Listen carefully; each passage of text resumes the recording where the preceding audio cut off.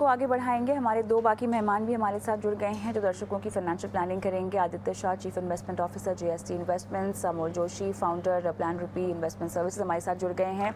अमोल, आदित्य, स्वागत है आपका इस पेशकश में। और गणेश, हमारे दर्शक जुड़ गए हैं फ़ोन लाइन पे और ये सवाल पूछने वाले हैं अमोल से। नमस्कार गणेश, कैसे हैं आप? चलिए, शायद संपर्क नहीं हो पाया है इनके साथ। इनको वापस से कॉल लगाने की कोशिश करेंगे। लेकिन अमोल, इनका सवाल आपके पास है।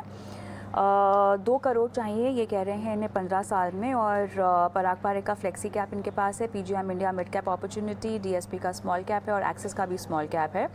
26,000 की ये एसआईपी कर रहे हैं। एक बार मेरे साथ फ़ोन पे जुड़ जाएं तो हम इनसे और विस्तार से बात कर पाएंगे। बहरहाल 2 करोड़ के लिए एक आम निवेशक को मान लीजिए 15-20 साल में अगर इकट्ठा करने हैं इतने पैसे, ये रकम, अमोल, तो कितना तक निवेश करना होगा?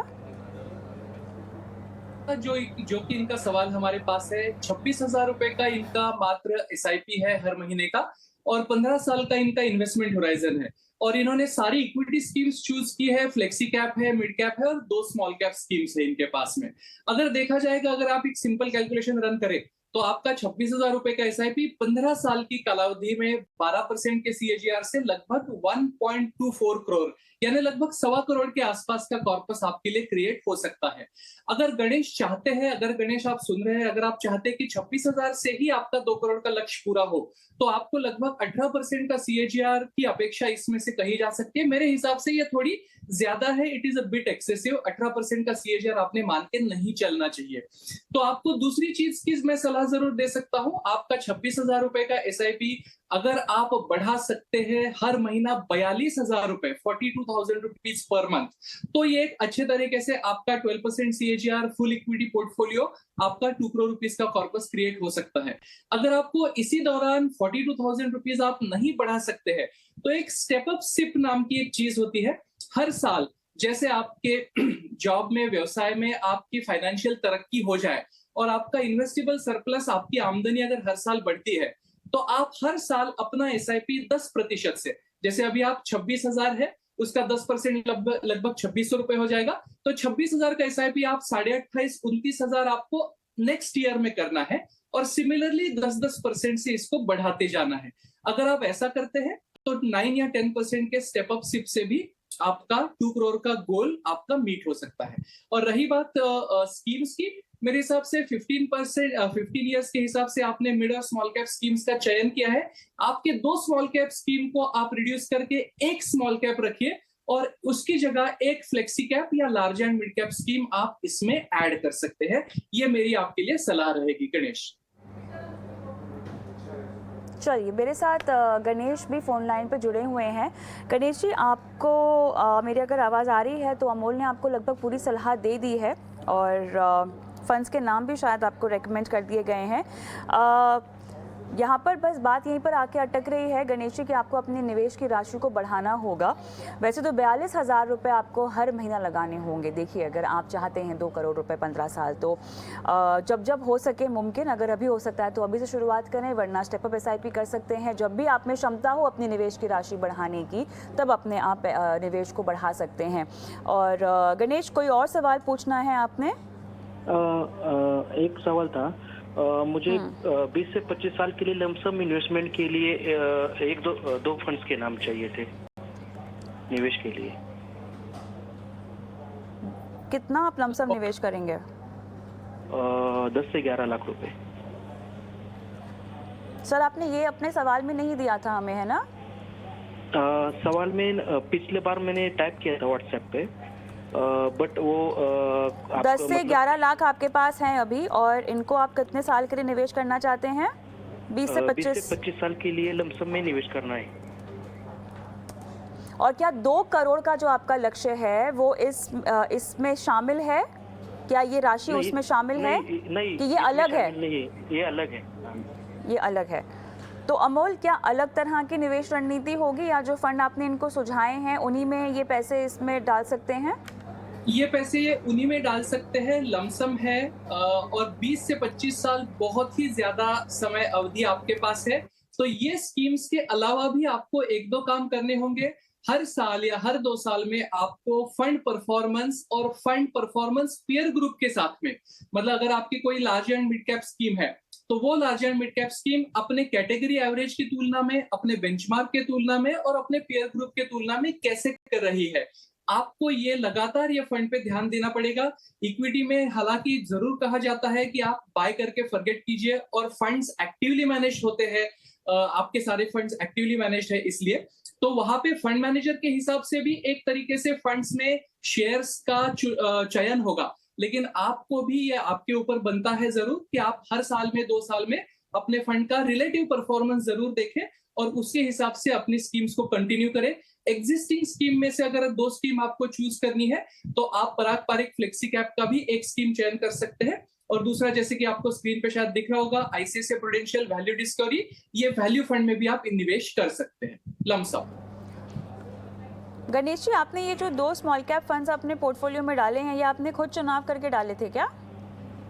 हाँ।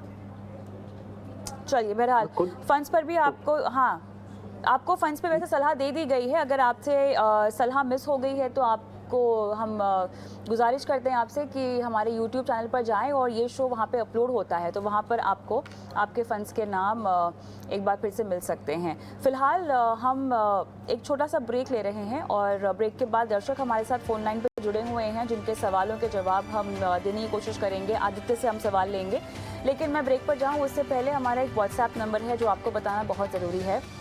ये हमारा डायरेक्ट नंबर है, यानी आप सीधे हम तक पहुंच सकते हैं अपने निवेश से जुड़े सवालों को लेकर। और दरख्वास्त आप लोगों से यही है कि अपने निवेश से जुड़े पूरे सवाल को आप पूछें, अपनी तमाम डिटेल्स के साथ अपना सवाल हमें दें।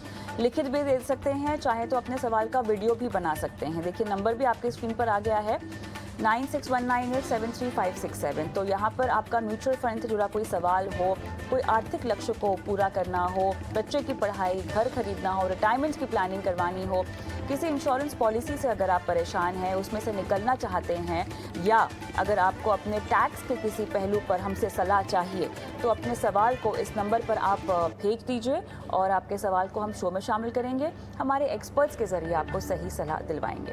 वेलकम बैक, आप देख रहे हैं बनो अपना फाइनेंस मिनिस्टर। मैं हूं आपके साथ कविता थपलियाल और हम अब दर्शकों के सवालों के जवाब दे रहे हैं और हमारे दर्शक हमारे साथ फ़ोन लाइन पर जुड़े भी हुए हैं। सतनाम सिंह जी का मैं सवाल लूँगी जो फ़ोन लाइन पर हमारे साथ है। सतनाम जी नमस्कार, क्या हाल चाल सर?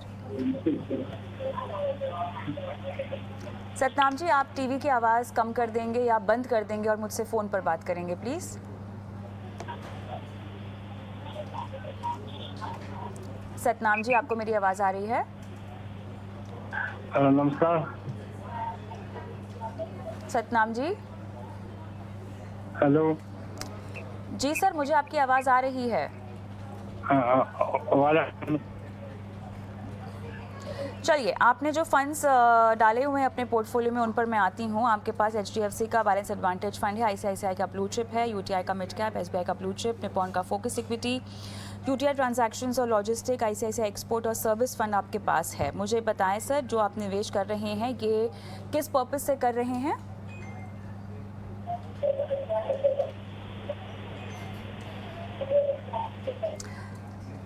चलिए सतनाम जी, जब तक मेरे साथ फ़ोन लाइन पर जुड़ें ठीक से। आदित्य, डिटेल्स की बहुत सारा कमी है मुझे पता है, लेकिन 28,000 की देखिए ये SIP कर रहे हैं और अब कैसे इनके पोर्टफोलियो को हम सही दिशा दे सकते हैं, काफ़ी कुछ निर्भर करता है कि इनके लक्ष्य क्या हैं, जिनकी जानकारी हमारे पास है नहीं। फ़ोन लाइन पर जुड़े हुए हैं लेकिन किसी कारणवश ये बात नहीं कर पा रहे हैं मुझसे। बताएं, 2-3 फंड्स को लेकर मुझे पूछना है, शायद आप सलाह देना चाहें आदित्य, जब तक मुझे और क्लैरिटी मिले इनके सवाल पर। शुरुआत इसी से करते हैं। UTI का ट्रांजैक्शन लॉजिस्टिक फ़ंड और ICICI export and service fund. बाकी फंड्स पर मैं आऊँगी बाद में, लेकिन ये जो 2 फंड है, सबसे पहले UTI की बात करते हैं। UTI transaction logistics fund. Aditya, ये किस तरह का फ़ंड है? मैम, ये सेक्टोरल फंड है जो कि लॉजिस्टिक्स और इंडिया के इंफ्रास्ट्रक्चर सेक्टर के ऊपर एक बहुत अच्छा प्रॉक्सी प्ले है। हाउएवर, इन्वेस्टर को कभी भी सेक्टोरल फंड्स में इन्वेस्ट नहीं करना चाहिए, क्योंकि सेक्टोरल फंड्स में अगर डाउनटर्न आता है तो ये फंड्स बहुत ज्यादा सफर करते हैं। सिमिलरली ICICI का भी वो फंड है जिसमें सेक्टोरल एक्सपोजर उनका बहुत ज्यादा है।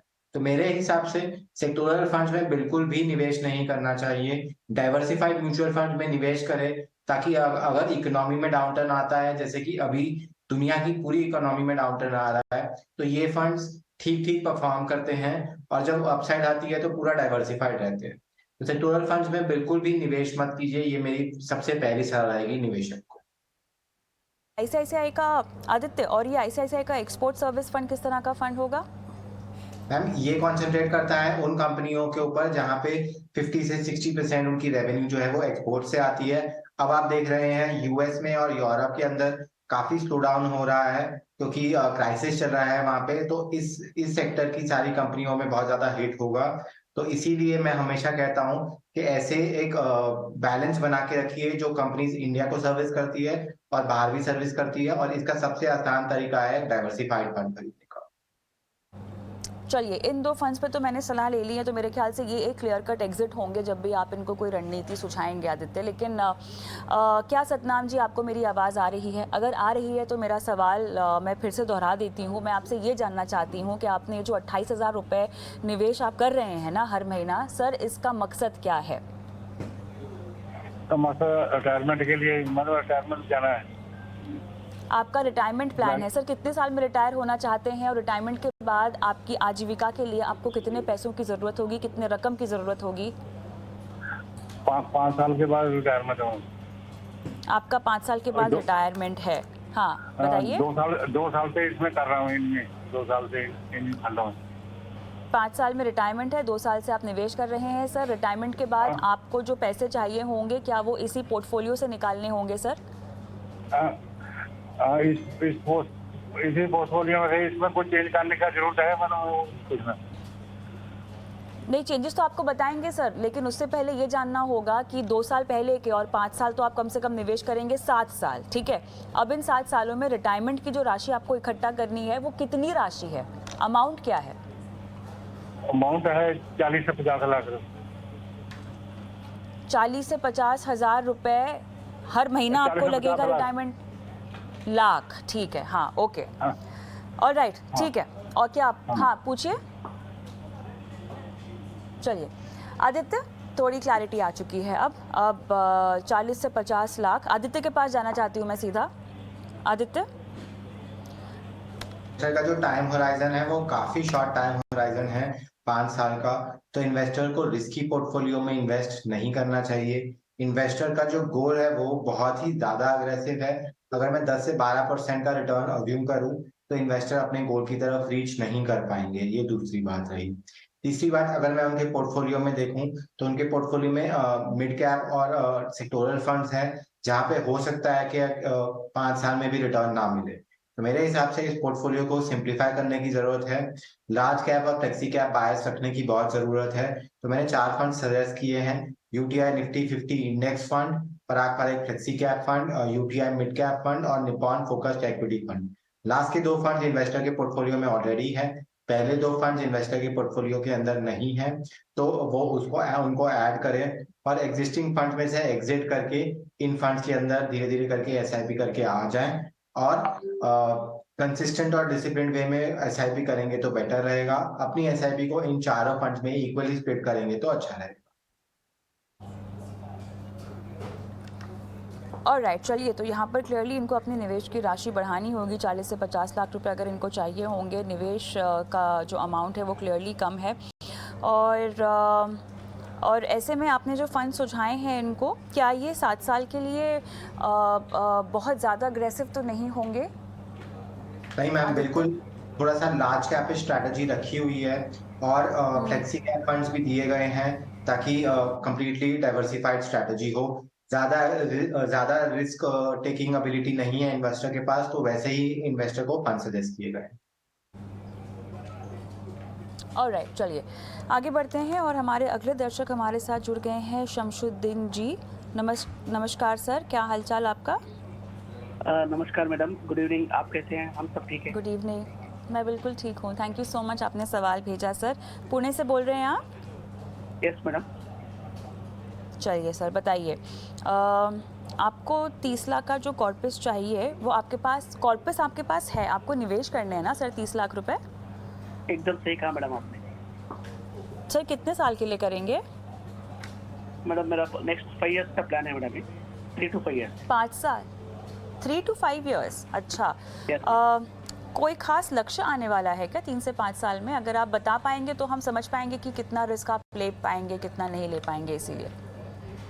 लक्ष्य तो कुछ नहीं मैडम, कॉर्पस है, मतलब समझ लीजिए कि लक्ष्य तो कुछ नहीं है ऐसा, बट मुझे एक सही जगह से इन्वेस्टमेंट करने से बढ़िया रहेगा मुझसे प्लान करना पड़ा कि ऐसा ना हो कि मार्केट तो आप देख रहे हैं कि पिछला 4-5 हफ्तों से कंटिन्यू गिरते जा रहा है, तो अगर मैं इक्विटी इन्वेस्टमेंट करूँगा तो वो भी रिस्क रहेगा।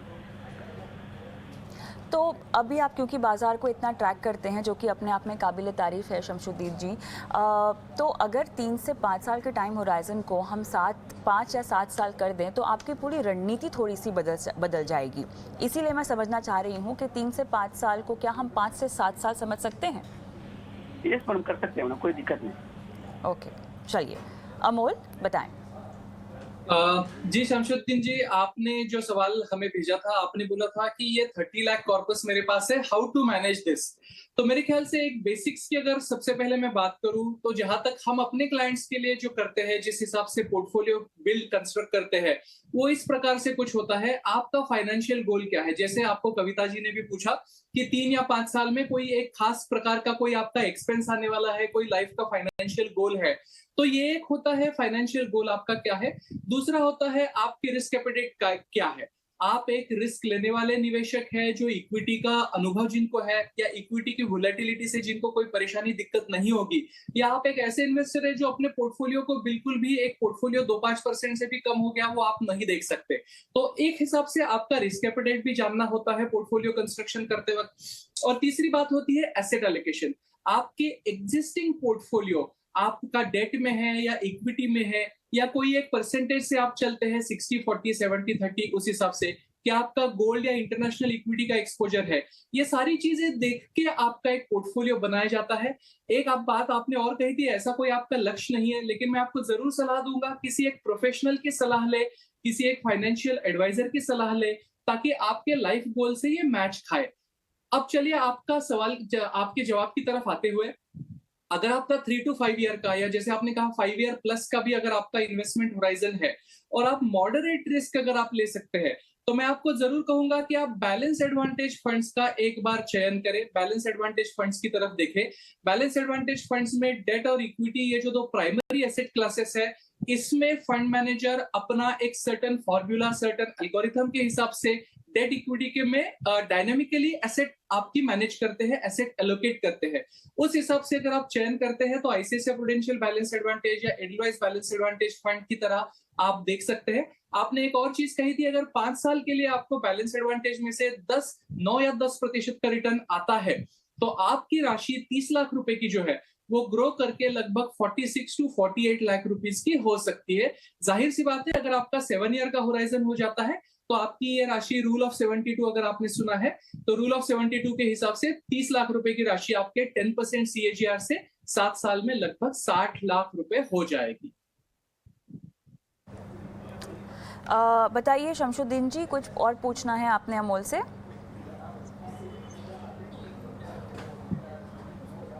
चलिए, फोन लाइन पर मेरे साथ है नहीं, लेकिन अमोल यहाँ पर बहुत ज़्यादा हो रहा है कि इस तरह के बाज़ार को देखते हुए निवेशक अधिकतर लमसम निवेश करने के बारे में ज़्यादा सोच रहे हैं।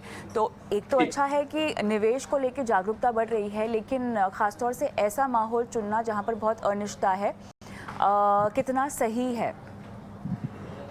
जी, मैं एक बात जरूर कहूंगा इस बार कि इसमें एक तरीके से मुझे इन्वेस्टर के माइंडसेट की मैच्योरिटी दिखती है। वरना हमेशा हमने देखा है म्यूचुअल फंड का, अगर आप पिछले 10-15 साल का डेटा निकाल के आप देखते हैं तो हमेशा ऐसा पाया गया है कि जब पास्ट रिटर्न अट्रैक्टिव होता है, और इसका मतलब simple, other side of the coin says कि जब आपका मार्केट लगभग ऑल टाइम हाई की तरफ है, उस टाइम पे मैक्सिमम इक्विटी में इनफ्लो आता है। और जाहिर सी बात है, जब मार्केट ऑल टाइम हाइस पे होता है, जाहिर सी बात है वैल्यूएशन भी थोड़े ओवर स्ट्रेच्ड होते हैं, तो इन्वेस्टर का फ्यूचर रिटर्न थोड़ा सप्रेस्ड होता है, थोड़ा कम होता है। लेकिन इन्वेस्टर की मैच्योरिटी अभी आप देख सकते हैं कि पिछले 1 या 2 साल में आपके SIP और लमसम के रिटर्न लगभग फ्लैट है या कुछ केसेस में लगभग निगेटिव है। तो निगेटिव रिटर्न देखने के बाद भी अगर कोई इन्वेस्ट करना चाहता है तो ये मैं कहूंगा कि ये मैच्योरिटी दो तरीके से है। पहला तरीका ये है कि वो पास परफॉर्मेंस चेज नहीं कर रहे, ये अपने आप में ही एक अच्छी बात है कि हर इन्वेस्टर के लिए आप पास परफॉर्मेंस चेज ना करें। और दूसरी बात ये है कि ये इक्विटी को समझते हैं, शायद मीन रिवर्जन को भी समझते हैं और शायद वैल्यूएशन कम हो गए हैं। जैसे आपको मालूम है 18,800 18,900 का निफ्टी आज 17,000 के आसपास है, तो मार्केट में आपने अच्छी सी 10% की करेक्शन देख चुके हैं। तो आप एक तरीके से लोअर एनएवी या लोअर मार्केट वैल्यूएशन पे आप एंट्री कर रहे हैं। ये सारी चीजें इन्वेस्टर के फ्यूचर रिटर्न्स के लिए अच्छी है और जरूर जो जिनके पास लमसम करने की गुंजाइश है वो जरूर कुछ मात्रा में अपना लमसम 3 या 4 किश्तों में डिवाइड करके एक किश्त जरूर अभी इस बाजार के इस पड़ाव पे लगा सकते हैं, लमसम इन्वेस्टमेंट के द्वारा भी लगा सकते हैं। चलिए आगे बढ़ेंगे और राजीव गुलेरिया हमारे साथ फोन लाइन पर जुड़ गए हैं। सर नमस्कार। नमस्कार जी। कैसे हैं आप? ठीक हूँ, अच्छा। बहुत बढ़िया सर। बताइए सर, आप पहली बार निवेश कर रहे हैं बाजार में? हाँ, फर्स्ट टाइम कर रहा हूँ। 10,000 रुपए की SIP शुरू करना चाहता हूँ और मुझे कोई ज़्यादा नॉलेज नहीं है बाजार की। बिल्कुल, धन्यवाद। आप पहली बार निवेश कर रहे हैं, पहला कदम ले रहे हैं निवेश की ओर और उसके लिए आपने हमारे प्लेटफॉर्म को चुना। सलाह के लिए बहुत बहुत शुक्रिया। सर, पैसे कहाँ लगाने हैं उसके लिए आपको फ़ंड रिकमेंडेशन तो हम दे देंगे, लेकिन मुझे उम्मीद है कि आप ये भी समझते हैं कि बाज़ार को लेके थोड़ी सी आपको अपनी पढ़ाई लिखाई भी या तो शुरू करनी होगी और अगर शुरू कर दी है तो उसे बरकरार रखना होगा। ट्रैक करते हैं आप बाज़ार को क्या सर? हेलो जी राजीव जी, मैं पूछ रही थी आपसे, आप बाजार को ट्रैक करते हैं क्या? ये अभी किया है शुरू, थोड़े दिन से देख रहा हूँ कि कैसे कैसे होता है, म्यूचुअल फंड क्या है, ज़्यादा नहीं। चलिए, तो आपको बता देंगे हम कि कहाँ आपको निवेश करना है, लेकिन उसके बाद थोड़ा सा आपको अपनी पढ़ाई लिखाई दुरुस्त करनी होगी सर। आदित्य के पास मैं जाऊँगी क्योंकि आदित्य के पास इनका सवाल है। बताएं आदित्य, पहली बार निवेश कर रहे हैं और 10,000 रुपये से शुरू करना चाहते हैं। मैम, पहली बार निवेश कर रहे हैं तो इन्वेस्टर को मार्केट की वॉलेटिलिटी समझना बहुत ज़रूरी है। इसीलिए इन्वेस्टर को हम हाईली रिस्की म्यूचुअल फंड्स के अंदर नहीं डाल सकते हैं। इनके लिए भी सेम लॉजिक है कि आप थोड़े से लार्ज कैप फंड्स में रहे जहां पे कंपनीज और म्यूचुअल फंड स्टेबल रहते हैं और वॉलेटिलिटी कम रहती है। तो मैंने 2 फंड सजेस्ट किए हैं जिसमें 5-5 हजार रुपए की SIP कीजिए। Large cap index fund UTI Nifty 50 index fund में SIP कीजिए और पराग पारेख फ्लेक्सी कैप फंड में 5,000 की SIP कीजिए। ये दोनों की वॉलेटिलिटी काफी कम रहती है और आपको समझने को मिलेगा कि जब आप पैसे ऊपर नीचे होते हैं तो आप कैसे रिएक्ट करते हैं। धीरे धीरे जब आप इन्वेस्ट करना आगे शुरू कर देंगे तो आप अपने म्यूचुअल फंड्स को बढ़ा सकते हैं। पर फॉर द टाइम बीइंग आप इन दोनों में SIP कीजिए, डिसिप्लिन और कंसिस्टेंट वे में SIP कीजिए। नियर टर्म में हो सकता है आपको 1-1.5-2 साल तक रिटर्न ना मिले, पर आपको तभी भी SIP को कंटिन्यूड रखना है। आपको ये कंपाउंडिंग के जो फ्रूट्स हैं चौथे, 5वें, 6ठे साल के बाद मिलेंगे, जहां पे पैसे को बनाएगा। तो नियर टर्म चिंता मत कीजिएगा, वॉलेटिलिटी कंटेन रहेगी इन दोनों फंड्स में और डिसिप्लिन वे में SIP कीजिए। चलिए, बहुत बढ़िया। लेकिन मुझे राजीव जी से कुछ ये भी समझना है सर, आपकी age if I am not wrong 54 years है? हाँ, 54 ईयर्स है। तो सर, अभी आप अपनी एक निवेश रणनीति की शुरुआत कर रहे हैं। मैं उम्मीद करती हूँ कि आपके पास इसके अलावा कुछ ना कुछ निवेश पड़ा हुआ है, क्योंकि इस निवेश के ज़रिए आपकी प्लानिंग क्या है आपने वो हमें नहीं बताया है। हमने आपको शुरुआत करने के लिए जो बेसिक कदम उठाने हैं उसकी सलाह तो दे दी है, लेकिन इस निवेश के ज़रिए आप करना क्या चाहते हैं, अगर इस पर थोड़ा सा आप प्रकाश डालें तो हो सकता है हमारे एक्सपर्ट आपको और सलाह भी दे सकें। गोल कोई खास गोल नहीं है, लेकिन मैं थोड़ा सा वो इंटरेस्ट से ज़्यादा पैसा मुझे मिले इसके लिए बात करना। चलिए, कमाई के बहुत एक से ज़्यादा ज़रिए हो ये तो अच्छा ही है, और उसके लिए आपने इक्विटी की ओर कदम बढ़ाने के बारे में सोचा, अच्छा कदम है। उम्मीद करते हैं कि आपको सलाह समझ में आ गई हो। ऑल द बेस्ट राजीव जी आपके इन्वेस्टमेंट्स के लिए। आगे बढ़ूंगी मैं, और क्या कन्हैया पलवल मेरे साथ फ़ोन लाइन पर हैं? जी सर। कन्हैया जी नमस्कार सर, कैसे हैं आप, कहाँ से बोल रहे हैं? जी मैं कन्हैया पालीवाल गुड़गांव से बोल रहा हूँ मैम। जी, चलिए बताइए, 5 लाख रुपए आपको एक ही बार में लगाने हैं 5 साल के लिए सर? जी जी। अच्छा, इसके अलावा भी आपके पास कोई रणनीति है? हाँ जी, मैं 15,000 रुपए की मेरी SIP चल रही है, उसमें मैंने ब्लू चिप में और मल्टी कैप में लगाया हुआ है ICI में, और वो भी मैं लॉन्ग टर्म के लिए टिल अभी मेरी 44 ईयर एज है, टिल 60 ईयर तक कंटिन्यू करना का प्लान है। ऑल राइट, तो आदित्य, इनको किश्तों में लगाना चाहिए पैसा। बिल्कुल मैम, तो 5 साल अगेन बहुत ही छोटा टाइम होराइजन है इक्विटीज में इन्वेस्ट करने के लिए, तो हम रिस्क ज्यादा नहीं ले सकते पोर्टफोलियो के अंदर। अगेन लार्ज कैप और फ्लेक्सी कैप बायस पोर्टफोलियो के अंदर रहेगा, क्योंकि टाइम होराइजन बहुत शॉर्ट है गिवन आज की डेट में मार्केट में वॉलेटिलिटी है। तो 3 फंड्स मैंने सजेस्ट किए हैं, यूटीआई निफ्टी 50 इंडेक्स फंड, पारंपरिक फ्लेक्सी कैप फंड और Canara Robeco flexi cap fund.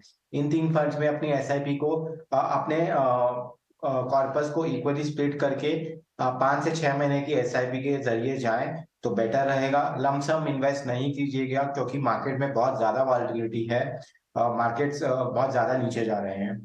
तो इन तीनों में अपने 5 लाख रुपए को इक्वली स्प्लिट कर दीजिए और SIP के रूट से जाइए आप, और 5-6 साल तक इन्वेस्टेड रहिए, तो हो सकता है कि आपको इफेक्ट्स मिले। पर मेरी एक और सलाह रहेगी निवेशक को, 5 साल से जितना ज्यादा टाइम होराइजन बढ़ा सकते हैं उतना बेटर रहेगा, क्योंकि कंपाउंडिंग का इफेक्ट 5, 6, 7 साल के बाद ही आता है।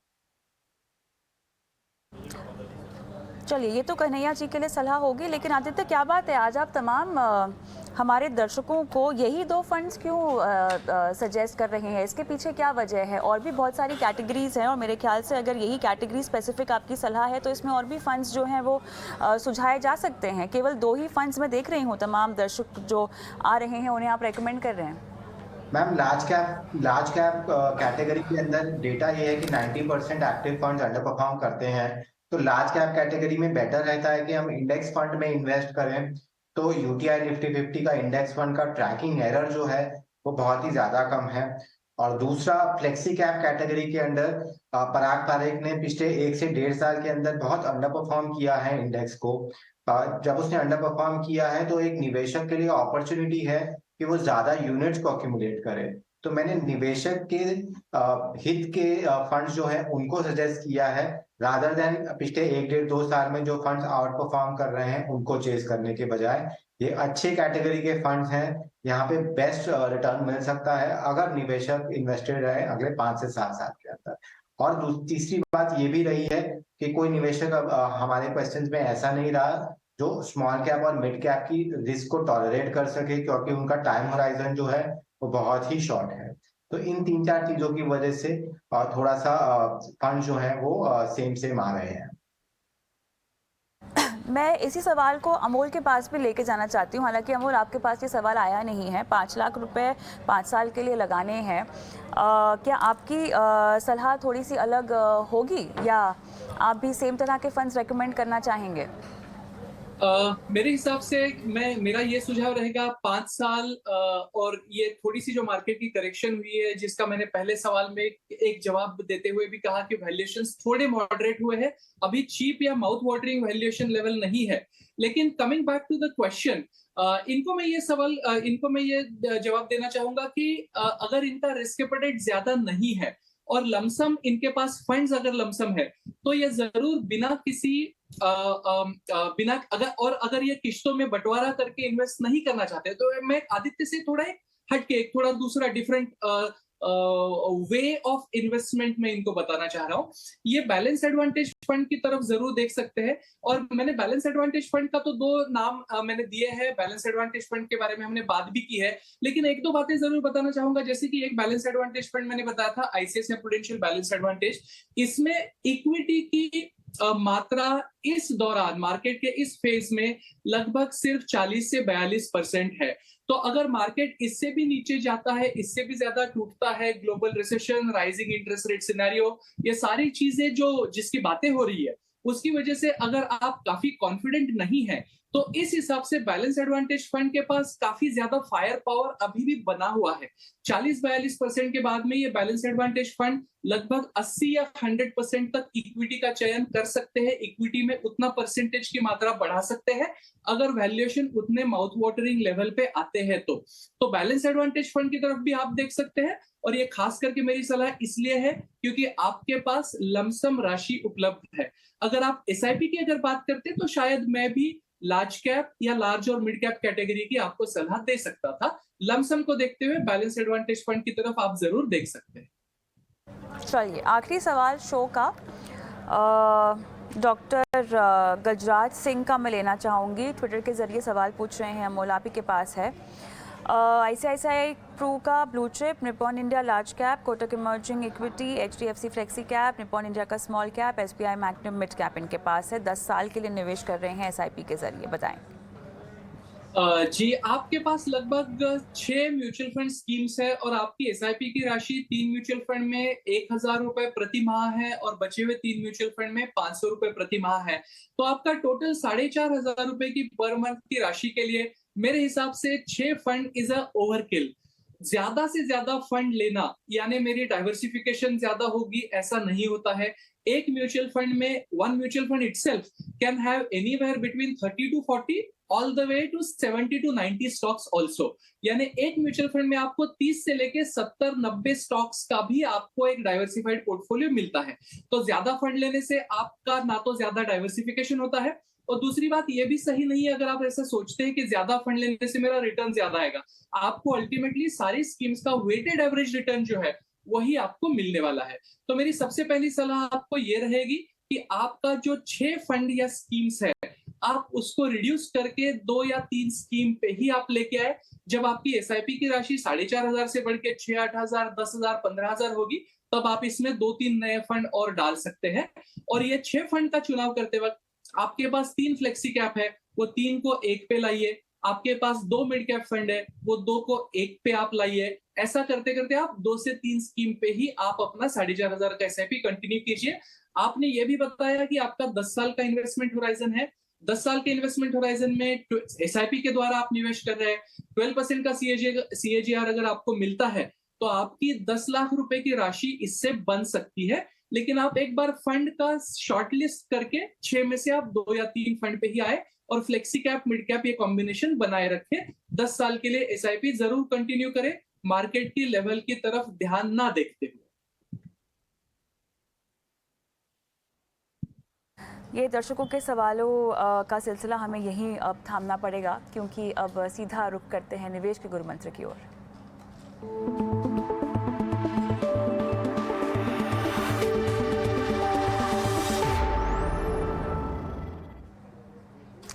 बताएं आदित्य, आपका गुरु मंत्र क्या है आज का? मैम, अभी हमने जो क्वेश्चन दिए, सवाल लिए, उसमें एक बहुत बड़ी चीज निकल के आ रही थी कि निवेशक अपने इन्वेस्टमेंट को किसी गोल के साथ नहीं जोड़ते हैं। गोल based investing for mutual funds बहुत जरूरी होती है क्योंकि वो आपको बताता है कि कितनी एसआईपी करनी होती है और कितना रिस्क आप मार्केट में ले सकते हैं। तो अपने निवेश को अपने गोल से जोड़िए। आपके गोल हो सकते हैं आपके बच्चों की पढ़ाई, आपके बच्चों की शादी, आपकी खुद की रिटायरमेंट, आपके घर का खरीदना या फिर कोई और गोल जो कि आपके लिए स्पेसिफिक होगा। पर अगर आप गोल से जोड़ेंगे तो जब आपका गोल रीच हो जाएगा तो आप इक्विटी से निकल के सेफर डेट प्रोडक्ट्स की तरफ मूव कर सकते हैं। तो आज का गुरु मंत्र ये है कि अपने निवेश को गोल से जोड़े और उस गोल को ट्रैक करते रहे हर 6 महीने या 1 साल में, ताकि आप देख सके कि कहाँ कमियां हो रही है और क्या सुधार कर सकते हैं। अमोल? जी कविता, एक सवाल के दरमियान आपने जरूर ये कहा था कि लोग लमसम राशि लेके आज इन्वेस्ट करना चाहते हैं, मार्केट शायद गिर गया है इसकी वजह से। तो और इसका दूसरे सवालों से थोड़ा मैं धागा जोड़ते हुए ये कहना चाहूंगा कि ज्यादातर इन्वेस्टर्स, निवेशक जरूर ये समझते हैं कि मैं हाई रिस्क लूंगा तो मुझे हाई रिटर्न मिलेगा। ये थियरी में आपने जरूर सुना होगा, high risk high return goes hand in hand with high risk. लेकिन यहाँ पे कहीं पे ये नहीं बोला गया है, आप जरूर इस पे ध्यान दें, यहाँ पे कहीं पे ये नहीं बोला गया है आप जितनी ज्यादा रिस्क लेंगे उतना रिटर्न की डिलीवरी आपको होगी ही, ऐसे नहीं होता। तो आपको बेस्ट वे क्या है एक सवाल के जवाब में हमने ये जरूर कहा था, आपने अपने फाइनेंशियल गोल के हिसाब से चलना चाहिए और आपने अपना रिस्क एपेटाइट देख के चलना चाहिए। तो आप अपने एक प्रोफेशनल से या आप अपने खुद DIY इन्वेस्टर है तो अपनी रिस्क एपेटाइट एक बार पता कर ले, आप जोखिम लेने वाले निवेशक है या आप ज्यादा जोखिम नहीं ले सकते, उस हिसाब से ही आप स्कीम्स का चयन करें। More risk does not mean more return. More return के लिए आपको एसेट एलोकेशन और रिस्क एपेटाइट के हिसाब से ही इन्वेस्टमेंट चूज करें और उसमें लंबी अवधि तक बने रहे। इस हिसाब से आपको ज्यादा रिटर्न मिलने की संभावना है, ना कि ज्यादा से ज्यादा रिस्क लेने से ज्यादा रिटर्न मिलने की संभावना ऐसा नहीं है। ऑलराइट, चलिए इसी के साथ आदित्य, आपका अमोल, आपका बहुत बहुत धन्यवाद दर्शकों का मार्गदर्शन किया शो पर आके आज। इसी के साथ मुझे भी इजाज़त दे, लेकिन जाते जाते एक बार फिर से वो नंबर साझा किए देते हैं जो हमारा व्हाट्सएप नंबर है, और इस नंबर पर हमें आपके सवालों का इंतज़ार रहता है। नमस्कार।